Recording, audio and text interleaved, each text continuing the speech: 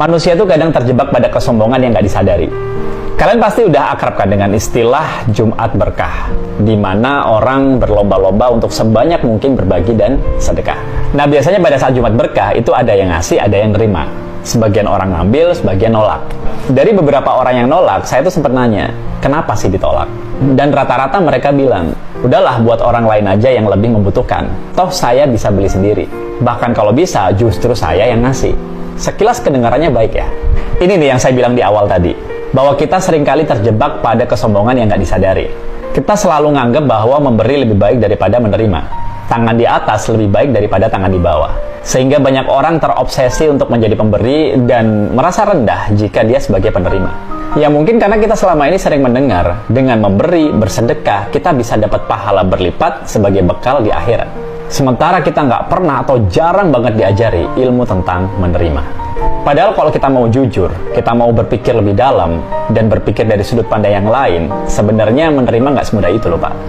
Ada dua alasan utama yang ingin saya share. Kenapa sekecil apapun pemberian, dari siapapun, dari manapun, biasakan diri lo untuk mau menerima. Ini konteksnya kamu dikasih ya, bukan kamu minta.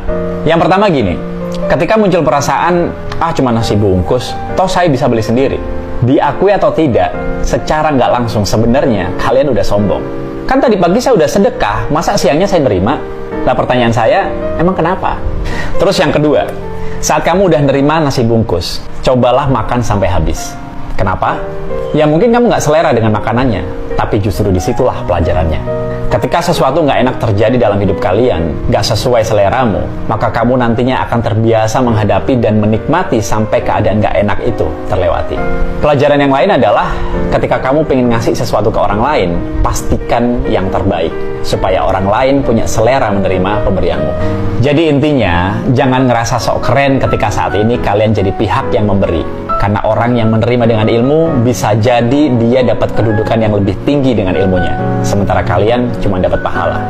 Bahkan kalau kita tarik dalam kehidupan sehari-hari, orang yang mudah stres, tertekan, nggak sabar atau depresi, bukankah awalnya mereka sulit menerima keadaan? Jangan-jangan nih, ketidakmampuan dan ketidakmauan kita menerima sekecil apapun pemberian dari orang lain, itu yang membuat kita susah menerima keadaan dan keputusan yang udah ditetapkan Tuhan.